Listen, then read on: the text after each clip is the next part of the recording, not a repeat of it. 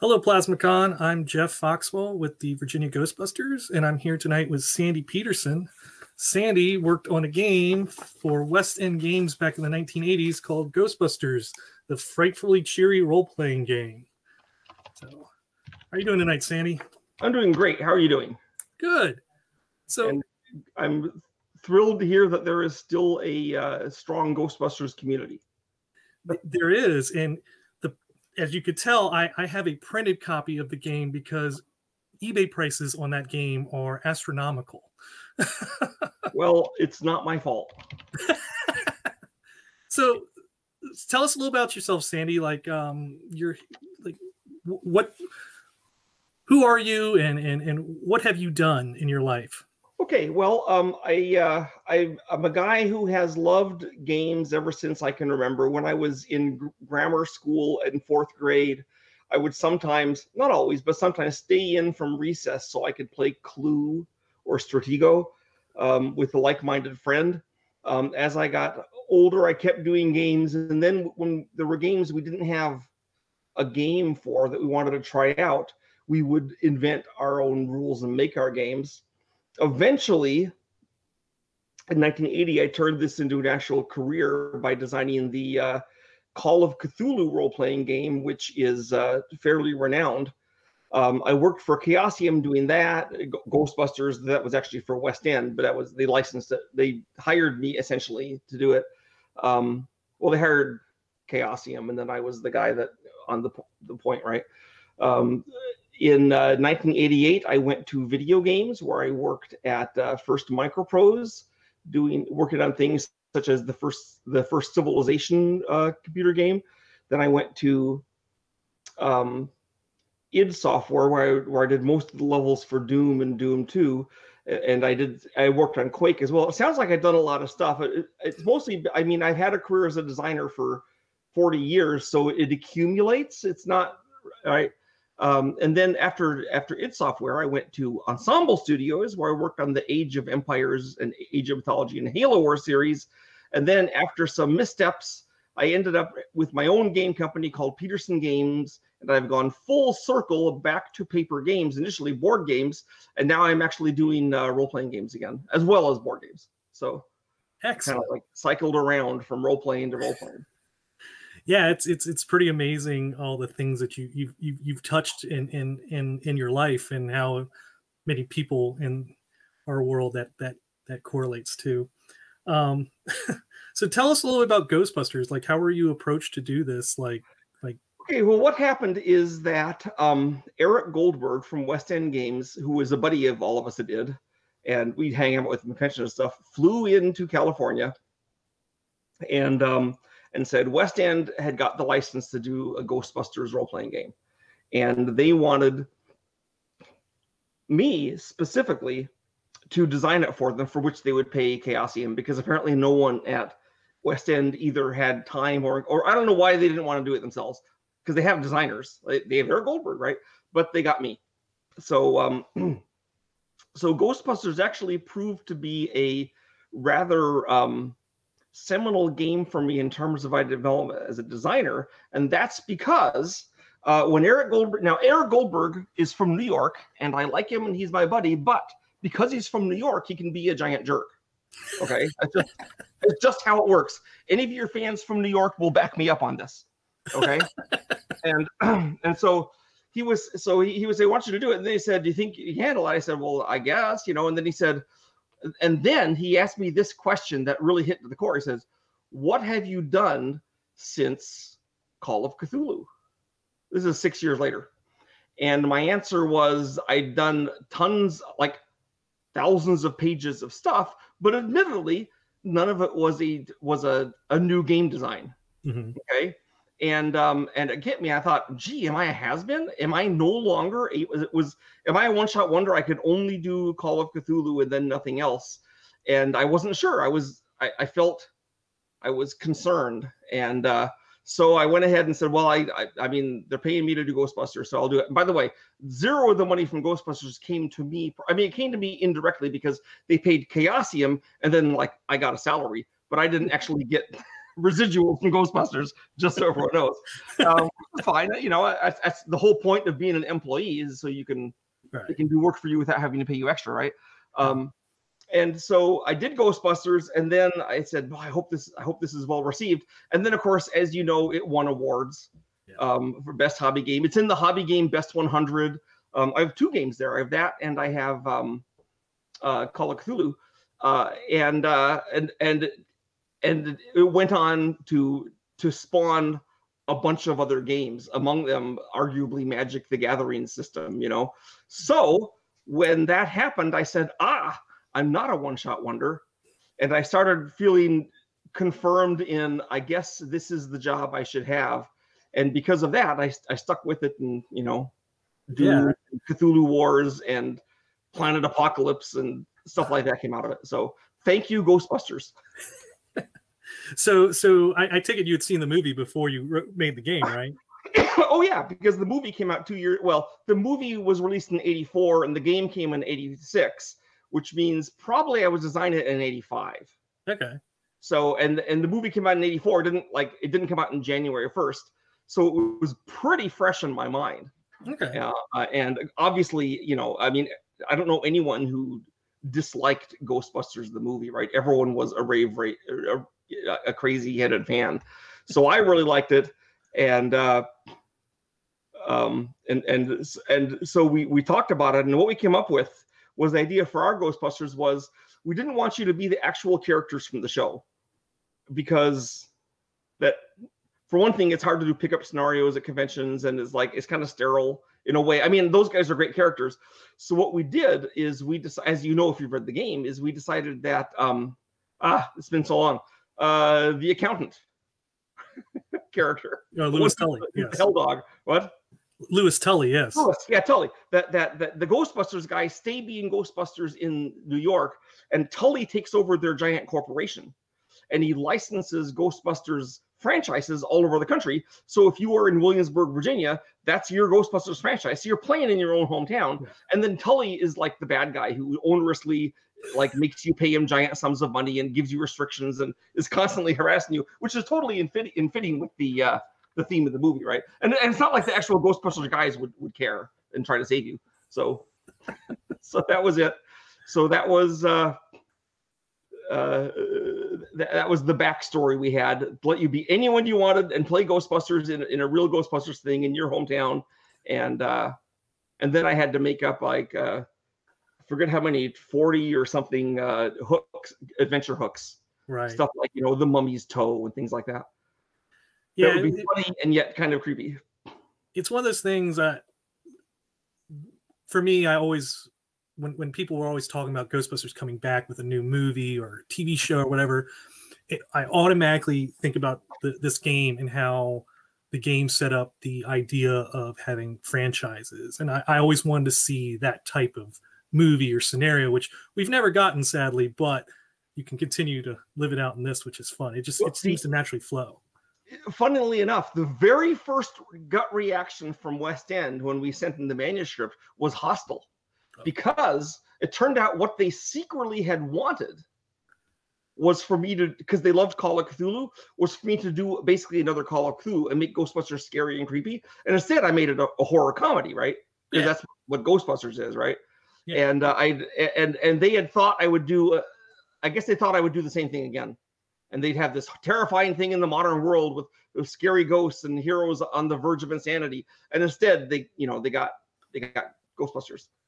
Yeah, but they rapidly adjusted to it and said, this actually is probably a better idea. Because, of course, the fans who buy it don't expect, a grisly horror story. Right. Yeah, exactly. And the rule system that you made, it really laid the groundwork for so many games to come, with being one of the first rules-like games, the dice pool, how quick you can build a character and start playing. Like, I believe a group of friends of mine, we can sit down, roll characters in less than 30 minutes, and we're playing. It's just so simple. 5 minutes, if really. I mean, but assign some numbers and you're good to go. Add on character traits later on if you want to. Right. My guy is a tough talking private eye. Done. Right. What else do you need to know? You know, yeah. Well, the snark this.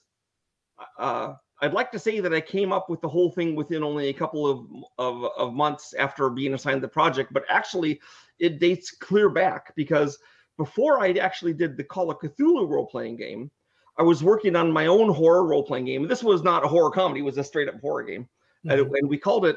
A friend of mine wanted me to call it American Gothic, so I did, but I'm not sure why. Maybe the painting.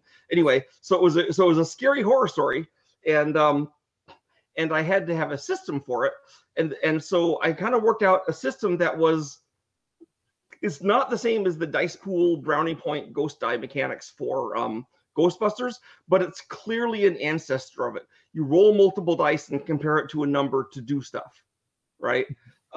And so then the Chaosium Heart got me to do Call of Cthulhu, and they said, well, you have to use the basic role-playing system, which I was fine with. I knew it from RuneQuest. I said, okay, but that system was still in the back of my head from 8 years earlier. And so when I was trying to think of what system to do Ghostbusters with, and I didn't think that for a Ghostbusters comedy game, I didn't want to have a big list of skills and stats like you have in RuneQuest. I certainly didn't want character classes like you have in D&D. So I thought back to that American Gothic game, and so in a sense, I'd been kind of having it rattle around in the back of my head for 8 years, which is probably how I was able to perfect it, or not perfect it, but I guess you know, as simple as it is, you know, get it going really fast. Yeah, it's really mind blowing how simple it is. Like you can like I said, 30 minutes for character creation. That's character creation and teaching how to play. You can do a lot of things with it. Yeah. You know, if the game master, if the player says, I want to climb to the top of the wall and then grab on the ivy and rappel down it like Jackie Chan and hit the Frankenstein monster with my feet, the game supports that kind of thing. You just figure out some, right? You can do that. Yeah. In D&D, you'd have no idea what to do. In RuneQuest, you might I guess there's a climb roll, and I don't think there's a swing roll, but Ghostbusters actually lets you do wacky things like that, which is which when we started testing it, you know, it became clear that you could do so much with a system like that. It fits the IP so well too. You really the zaniness that you're able to come up with just really makes you feel like you're one of the characters in the movie, even though you're not. You're yourself or whoever. Well, you can be, right? Nothing prevents you from being one of the other guys. Really, as a designer, one of the things I've kind of hung my hat on is theme. Right? Trying to have a game that has that steeps into the theme. And I wasn't doing it consciously back in the 80s. I mean, I am now, but I was doing it nonetheless because theme was so important to me. So, like, for example, you have Reiner Knizia, who's a designer I really respect. He designs things differently from me. He comes with a cool game system, then he hammers a theme into it or around it. But I have the theme first, and then the game system has to serve that. It has to feel like that. Right. That, you know, there's just two different ways of doing things. I mean, you could argue that I don't have as cool a game systems because I didn't think of the system first, or that Reiner doesn't have a cool theme because he didn't think of the theme, but there's just different ways of doing things, you know? Right, yes. So one of the really cool mechanics, my personal favorite mechanic is the ghost die, and how that, if you roll a 6, or if you have the original copy, an actual little no ghost symbol, bad things happen. Now that came from West End. They said, we're going to provide a ghost die, and it's going to have a ghost on it instead of a 6, and it has to do something. And then I had come up with it did, so I said it's going to be bad, right? That was basically the choices are it could be something good or something bad, and I say, oh, you know, it'll be bad because it's the ghost. And so I didn't independently think of the ghost die, but when I realized I could have a wacky die, then of course I wanted that. And then the brownie points are just simply I wanted to have a way of making yourself better, but you could also, you know, well, you know how brownie points work. Yeah, but for the people that may not have played this, brownie points effectively work as experience and health. They go down over the course. Basically, you start your adventure, you have like 20 points or something. I forget the exact number. And then as you're playing the adventure, you spend them and they go away. So if you spend a whole lot early on, then like near the end of the scenario when the bad guys are, when Gozer is destroying the city, then you have no brownie points left in your, and it becomes a lot more exciting. Or you can make it really tough in the early part of the game, and then when Gozer comes, you have lots of brownie points, but it doesn't matter because you got so screwed in the early part of the game that you still can't beat them. So either way, it's like it adds spice to the game, which is the goal, right? So yeah, it's spice and the ability to be really creative with what ends up happening. Which is fun. It also gives the game master something to reward you with when he says, "Oh, well done," without just like outright giving you like a sandwich or something. He says, "Oh yeah, you made me laugh. Here's a brownie point," kind of thing. It's a low impact way of rewarding players. Right. That was part of the function for it. So did you have any involvement with the follow-up Ghostbusters International, or was that just West End? That was just West End. Just West End. Yeah. And of course, so they made the rules more complicated, which can sometimes be a good thing.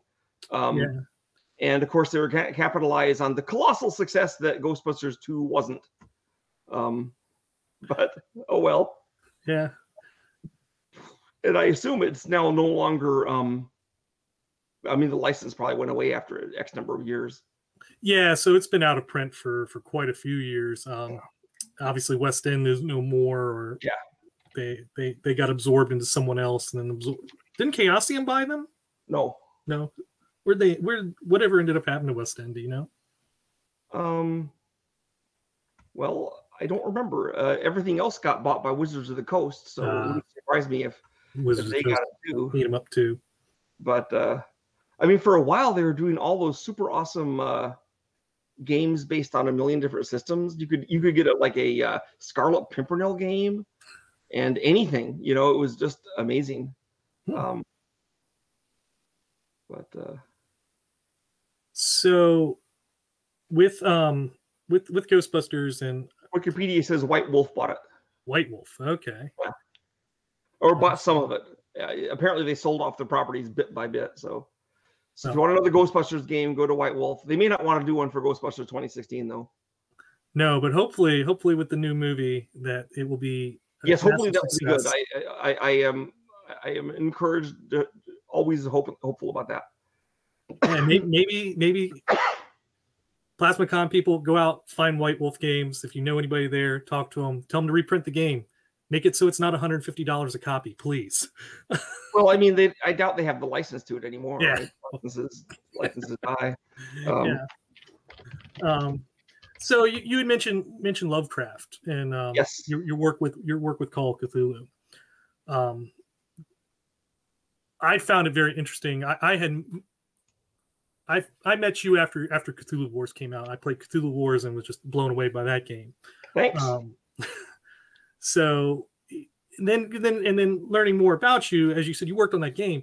A lot of the Lovecraft lore and the things that I can think of when it comes to it, you expanded upon his work so much, didn't you?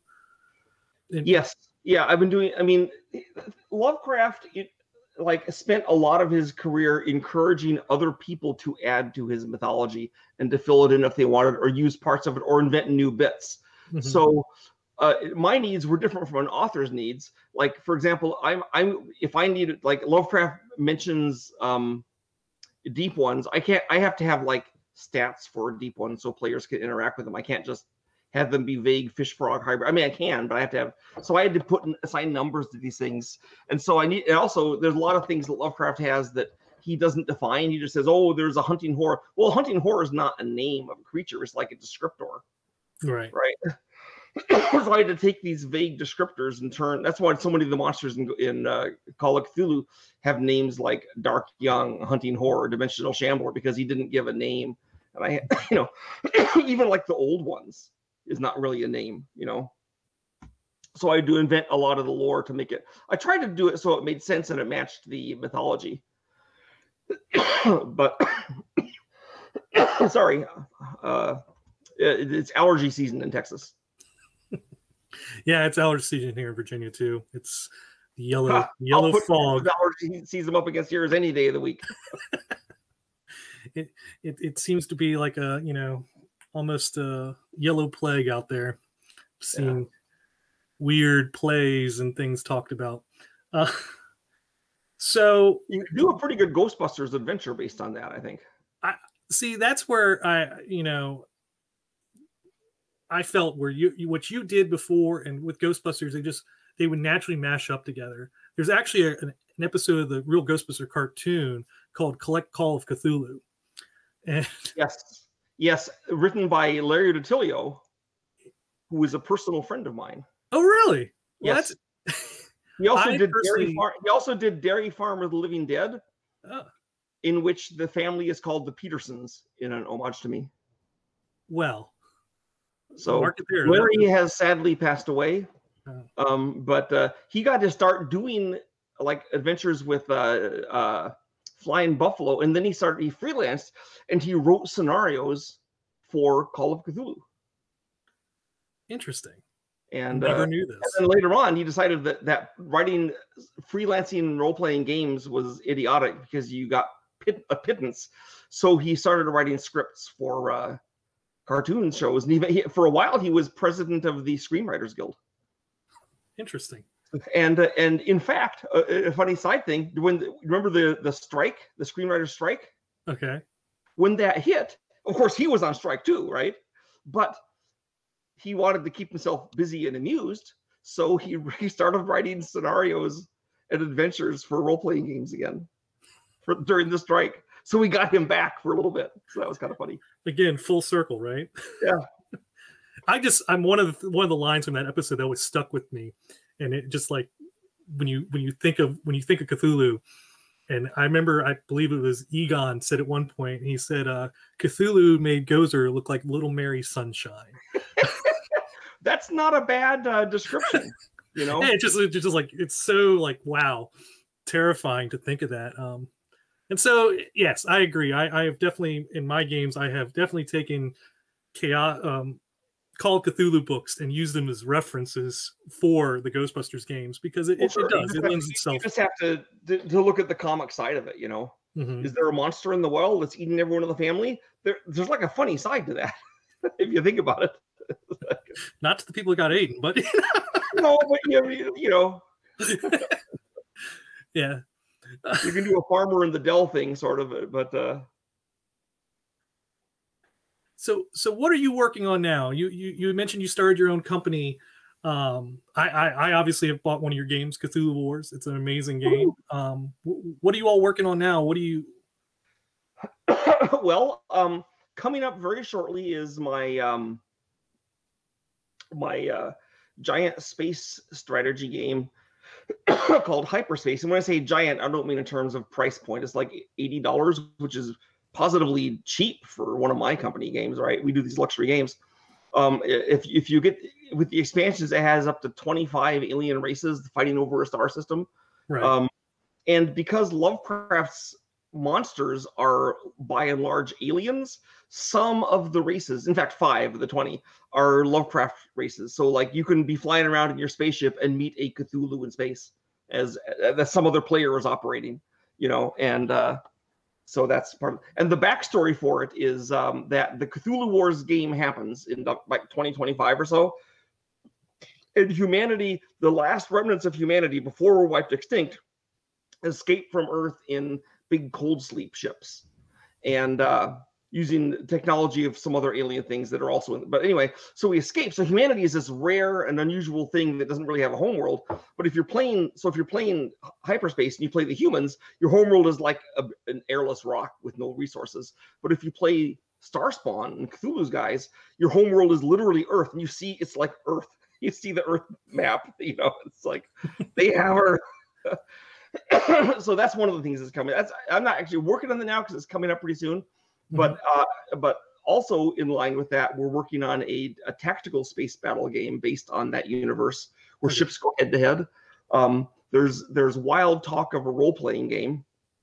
I'm doing a highly secret game that you have to have you have to sign a non-disclosure pact with In Blood to know about, but it's coming soon. Okay. And it's pretty cool.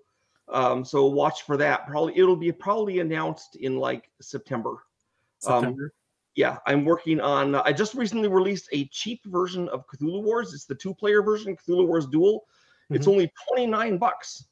Yes. You can buy 6 of them for the cost of Cthulhu Wars, but it's only 2 players and it has cardboard standees instead of the cool figures. I wish I could. The figures I are had really it off my shelf to show you the size of the miniatures that come in base Cthulhu Wars. Well, I'm actually aware of the size of the miniatures. Oh, but for the people that have not played it, it's absolutely amazing. Well, take it to the.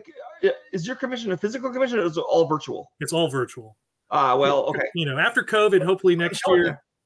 What in a physical convention, you lay out a copy of Cthulhu Wars of the figures, and it draws attention. People stop by and what's this? What's this? And then of course, everyone wants to be Cthulhu or find them. Right. So anyway, so we came up with that recently. And what else do I got coming? Well, I mean, I have a whole game company now with little things coming out. There's a kind of a funny game we just released called Evacuate, where you're aliens on a spaceship, which has been infected by evil other aliens. And so everyone is in a group trying to run to the escape pods, but it's not co-op. And the people in the front of the group tend to get picked off by monsters in front of them, you know, like the movie Alien. And the ones in the back tend to get picked off by monsters chasing them. So you kind of want to be in the middle, but not everyone can be in the middle because of the way you're moving around. And sometimes you have to change directions because the spaceship has caught fire and is falling apart. So it's kind of comical, really, but it's we got to get off the spaceship for the aliens get us all. And then whoever gets the most people to the escape pods wins. So if people want to check out your games, buy them, where can what they I find recommend is that they go to well, I mean, our games are on sale on Amazon and Miniatures Market and places like that. If you want to get see what's coming on with us, you can look in at petersengames.com. And we even have a weekly newsletter that lists stuff that's happening, and we have a monthly role-playing newsletter that includes a free scenario every time. And the role-playing, so that's something new we got coming out. Planet Apocalypse for Sandy Petersen's Planet Apocalypse for D&D, which is how to make hell destroy your campaign world. And we also have Sandy Petersen's Cthulhu Mythos for Pathfinder 2 coming up pretty soon. Cthulhu Mythos for 5e is still out there. And every month we do a 60 to 80 page hardback book of an adventure, part of a campaign, for 4 of these together make a full Uber campaign. So the most recent one, the characters start out, it's called Dark Worlds. They're sucked to Pluto, where the fungi live, and then they have a spell cast on them so they can survive in the airless cold of Pluto. But it's going to wear off in a couple weeks, so they have to like get back to Earth or to the home world before that wears off and they freeze solid. So it's a kind of funny thing. So we have role-playing stuff going. Another place to look for things just for me is if you don't care about the games as much. So obviously I'd love people to get the games. Is I have a YouTube channel called Sandy of Cthulhu, where I do videos usually about 6 to 12 to 20 minutes long about movies, about games, about horror, about science speculation. And my idea of science speculation is stuff like what would a real time traveler be like? Where are the Cthulhu monsters hiding? That kind of thing. So what lifespan would aliens have? And my answer is basically that they wouldn't have the same lifespan as a human, because nothing on Earth has the lifespan of a human. So why would an alien? They'd probably either be way shorter or way longer, or who knows what, right? Anyway, that's my stuff. I have Twitter too, but everyone does. So we can find that out. They're on their own to find that. Well, thank you, Sandy, for coming and talking to us a little bit about a blast from your past. I love the game. I hope people who watch this go check it out. Check out what Sandy's doing today. Got reprinted. But I guess I can understand why it's not. I can't. I wish I had written it down. There is a website that is all dedicated to the Ghostbusters RPG and has the files out there. RPG Geek might have it, right? Yeah. A few years ago, one of the it's not Sit Up Shut Down. It was another podcast. They really got back in, brought the game out, and we're doing a whole series of podcast episodes of it where they were playing it. And I think they did 30 episodes. They made their own they reprinted some of the Ghost Die and things. And it was really cool. Nice. Well, I guess I could finish if you wanted by telling you guys what the campaign was that was that I used to play test Ghostbusters. Okay. Yes, do it. So what happened is that the Ghostbusters characters that were in San Francisco, because that's where I was designing at the time. We're actually in the East Bay.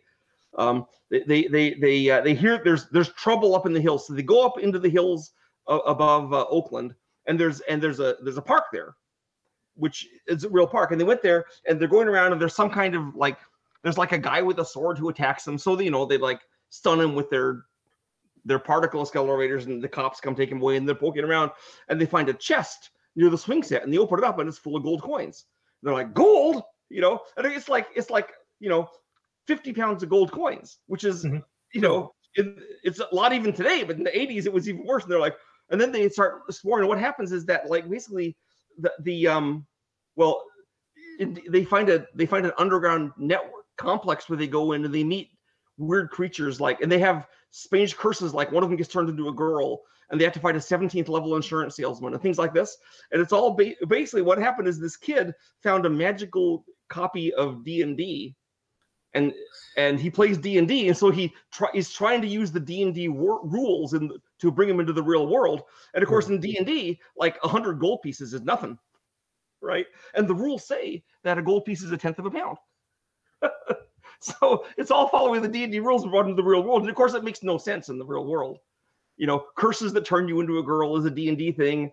The insurance salesman will still know you, but there was trolls and all these weird things. So it was all a whole adventure where they're trying to get to the final boss.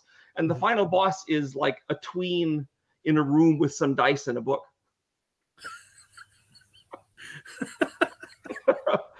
Because he thinks D&D is how the world should work. Basically, I played off all the most stupid monsters in D&D that everyone knows are bogus. Right. Ropers and gelatinous cubes and stuff like that. And so it was the Ghostbusters guys trying to figure it out. And of course, they gradually are starting to realize it's D&D logic. That's why when they killed the fighter or defeated the fighter in the playground, he had a chest of gold. That's what you have, right? And that's what you were using when you were playtesting it, taking to conventions? That was the campaign we used to playtest it. Because I let me have every single kind of creature that I wanted in it, I mean, there's ghosts too, but there was always something, there'd be a mummy stalking downtown Oakland that the guy had set up, and you have to go get it. And of course, it gave you a hideous rotting disease because that's what D&D mummies do. So everyone was having to go. So basically, it was like shingles, and they have to go get treated for shingles. But it was that is another fun part of the game is your characters can't die. Right. Well, they can. If they do something really stupid, but why would you kill them? That's not the point, right? Yeah. That was a refreshing change from Call of Cthulhu, where characters are eminently killable. Yes, very, very. It's Cthulhu. It's expect to die. Ghostbusters. Ghostbusters, not so much. You expect to get slimed, right? And to get shingles. Yeah, I don't know which one I'd rather have. Get slimed or get the shingles. Well, they have fought a dragon, and it flew overhead, and it belched the dragon fire onto them. And of course, the result is they're standing there like a guy from a Warner Brothers cartoon with their hair sticking out and their face blackened, and their cigar burnt to a stub, because that's what fire does to you, in a comedy, right? It did set fire to their Ghostbusters mobile. They had to try to put it out. I think they put it out. I remember this is for 30 years ago. I think they put it out by ramming a fire hydrant, so the water would gush all over it and put out the fire. I think the water also drove away the dragon, because water is bad for dragons. Get the fire breath. You don't want to turn. That was their idea. We'll hit a fire hydrant, and then I thought that's a brilliant idea. It should drive away the dragon, so it did. So where was that? Was that that was at conventions? Did you run the same scenario at every convention, or did you play test it? No. This is I played this campaign in house. Oh, in house. The Chaosium guys. Okay. I was trying to see if the rules worked. Figure out how many points you should have to start with, how many brownie points were good. Just making the game make sense. Right. So, and we only had the one campaign because I had to do it so fast because they had limited time to produce the game. Gotcha. In fact, the Chaosium guys thought I was loony not to just take the basic role playing system and just tack on like shab it out with another shell. But I said no, it has to have its own system. It has to feel like Ghostbusters. It certainly does. That's very few games like you said. You design towards the theme, and the game, the whole time you're playing it, it feels like Ghostbusters. It's wild, it's zany, but at the same point, there's like serious moments which are fun. I personally love doing the basically the aftermath and having to do public relations. That tends to be a fun part. well, that's a great moment of the thing, because as the Ghostbusters, you're partly in the real world where you have to deal with Tully's tax forms and like pay off your mortgage, and then the government comes down on you, and on the other side you're like fighting monsters and saving the world. So right. And so I try to give you as many tools as possible as the game master to like use your imagination to have funny things happen. That's partly why instead of having a scenario I guess there is a scenario, but there's all those hooks, and that's because any game master worth of salt can look at a hook, such as, oh, there's a Cyclops on the loose. And he can come up with a million ways that's cool, like he's throw things around, but he has terrible depth perception, so he never hits anything, and of course, that Cyclops going loose on, I live in Richmond, Virginia, so just randomly downtown Richmond, Virginia, Cyclops going loose is a very different experience than doing it in D&D, where like Cyclopses are a thing people know. A terrifying monster. But this one's walking around like squinting at things, and it like gets a flagpole in his eye and says, "Ah!" I can even imagine something like the Cyclops is trying to get a pair of sunglasses made for him. Well, not a pair, but a single sunglass, right? So right. That he holds the city ransom until he gets one made for his size. that I would never have thought of that in a million years. I love it. Well, Ghostbusters just randomly brings up ideas for me still after all these years. So, well, hopefully you'll get a call one day and be like, "Let's bring back Ghostbusters the RPG."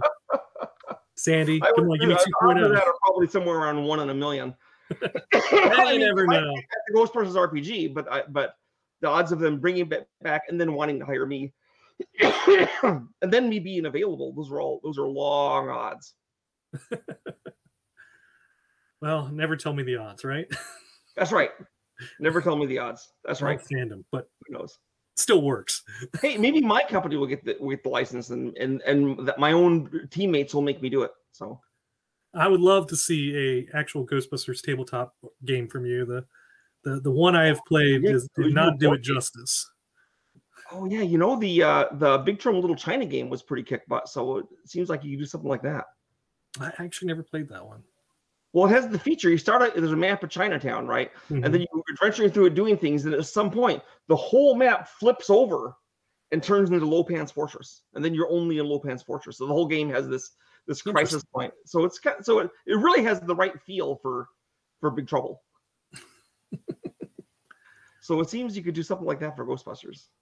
Wait, there was a Ghostbusters board game. It was on Kickstarter. Yeah, it was done by Cryptozoic. It's yeah. I was very old. I was underwhelmed by the figures, but maybe that's me being snide because it did so well, and I'm a jealous. It did do very well. Part 2 didn't do as well, kind of like as you said, the movie, but with the game itself, for those of you who've played it, you obviously know. For those who haven't. It involves playing one of the Ghostbusters, and the ghosts are loose, and you have to roll a die and try to hit a target number. And there's not really a way to modify it, which is not for me. It's very old school gaming theory. I'm not a big fan. But I guess we just wanted to get the money from the license. The miniatures are great. I like Cryptozoic in general because I really like what they did with the Doom that came to Atlantic City. Yeah, that was a fabulous revisiting of the. I guess it wasn't them; they just bought it from the scam artists that originally screwed the. I mean, Cryptozoic was stand-up guys. yeah. It was the evil scam artist that did that stole everyone's money, and then not the designer, you understand, but like his business partner, and then Cryptozoic went ahead and like did good for all of us. Came through for all the backers that put up money. So again, Sandy Petersen, Petersen Games. You can check him out on Facebook, Twitter, petersengames.com. Well, thank you again, Sandy, for attending today. Jeff Foxwell with Virginia Ghostbusters. And thank you. Thank you. Take care.